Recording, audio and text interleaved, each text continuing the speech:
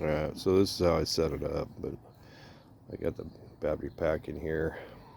The wire runs through the handle up to the unit. I got a dual switch so I can turn it on, power on the batteries.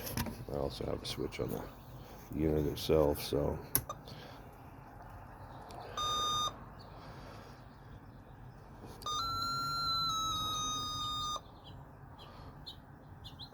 we have sample delay and threshold on here, switched for the contrast or the backlight, the menu, transmit pulse rates so you can down to 100,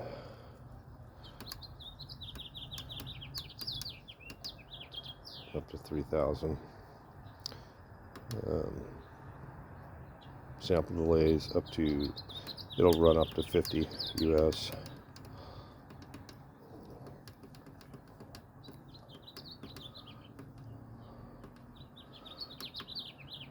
Hysteresis, it cuts the chatter a little bit, so it's adjustable from 0 to 10, and then I have a choice to switch between VCO audio or constant tone type.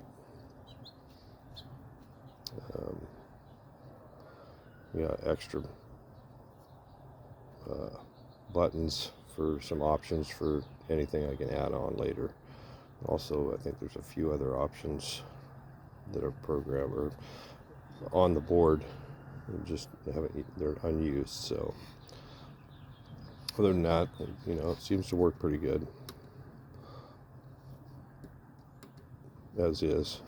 Default is 1000 pps, and I think 12 or 15 US on the delay is the default, but it seems to run best at 1000 and at 10 US for picking up the smallest gold pieces that I have, which are, the smallest one is 8 grain, and which it basically has to touch the coil. 18 grain, and it picks it up about 2 inches. On a good day, somewhere around 3 inches. You can see I got on-off switch on there. I use some scope mounts to mount it to the shaft using a TDI long reach coil. I know there's some junk over here in the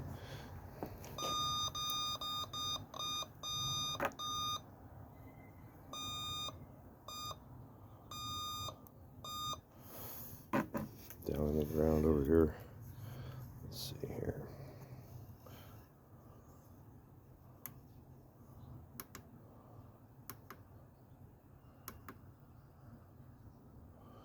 If we put that back to VCO.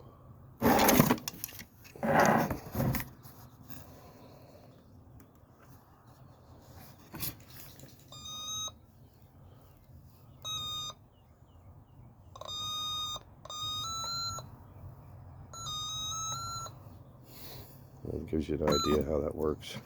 It also has the graph on there for, it should have the battery display on there, but for some reason on this second board that I slapped together, it's not showing up on there, except I think it does when it's first turned on.